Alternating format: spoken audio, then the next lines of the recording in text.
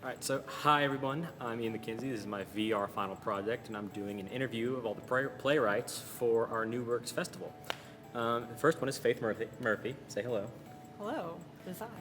And so Faith, tell us about Prerequisite for Love. Well, Prerequisite for Love is the show that I wrote. It is about a young girl, not super young though, probably college age, named Alexis, who is in love with her best friend.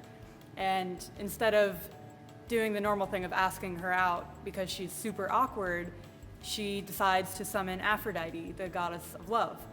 And it kind of trickles down from there and ends up with two other goddesses making an appearance and just a bunch of different chaotic bits.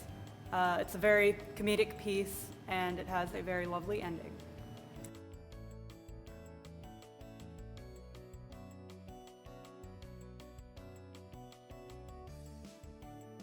All right, so hi everybody, this is Amy Pan. She wrote Highlighter Girl, one of our shows for NewWorks. So Amy, why don't you tell us about it? Yeah, so Highlighter Girl is basically a play about Asian American identity, really wrestling between the ideas of visibility and invisibility, especially because of like recent stuff that happens like in Hollywood and the media when they erase Asian characters or just whitewash them. Yeah, so there's just this weird concept of like what it feels like to be Asian is really what the play is about, where you feel like you sort of stick out because you're different, but you're also very easily overlooked somehow, because that's just what society has decided to do to your race in general. But it's basically, yeah, about two sisters and how they wrestle with their identity through creating a superhero character and reflect on how it feels as two young high schoolers in the world. Cool.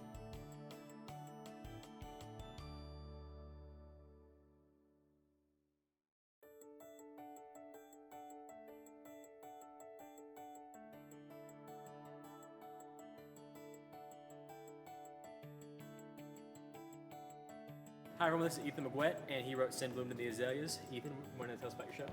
Yes. Okay, so Sin Bloomed with the Azaleas is a play that I wrote about this couple in southern Kentucky who live in a small Bible Belt town, and they also go to high school together. And I don't know if I mentioned it, but these two boys are in a secret relationship. And when it's found out that one of them is on the verge of being outed by a member of the football team, their relationship sort of gets thrown into toil. And the show follows them being presented with the issue and how they ultimately struggle to solve the issue. All right, so hi everybody, I'm here with Emma Imes, and she wrote How or Why My Slack Monkey Became Real. And Emma, why don't you tell us about it? Well, it's about this guy, and basically when I wrote it, I based it off the world of The Velveteen Rabbit, which is a book by Marjorie Williams. It's a children's book, and basically I wanted this to be a serious situation in the present taking place in a world that went by the rules. And basically the rules of this book is if a stuffed animal is hugged and loved enough by a child and they become shabby because, you know, children, a magical fairy comes and they become real. So I thought about how touching and loving for some people makes you unreal.